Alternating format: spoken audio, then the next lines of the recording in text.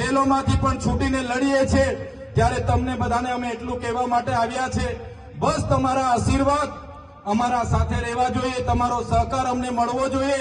આવનારા દિવસોમાં ખૂબ લાંબી લડાઈઓ ચાલવાની છે, વિધાનસભામાં પણ અમારે ઉતરવાનું છે, ત્યારે તમારા આશીર્વાદ, તમારી પ્રાર્થના, તમારી દુઆ અમારી સાથે રાખજો. આવનારી તાલુકા જિલ્લા પંચાયતમાં પણ યુવાનોને હું આહવાન કરવા આવ્યો છું.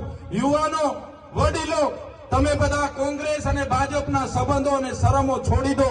તમે બધા આવો આમ આદમી પાર્ટી પરિવારમાં, અમારા નેતૃત્વમાં બધા આવો, લડો.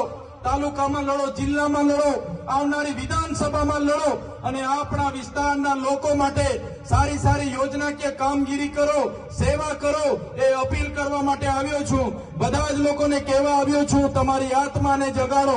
ક્યાં સુધી આ લોકોને ભાઈ બાપા કરીશું? અનાજ માટે લાઈન પર હાથ જોડીશું, બેંક માટે લાઈન પર હાથ જોડીશું, જાતિના દાખલા માટે લાઈન પર હાથ જોડીશું, યોજના માટે, ઝૂંપડા માટે હાથ જોડીશું.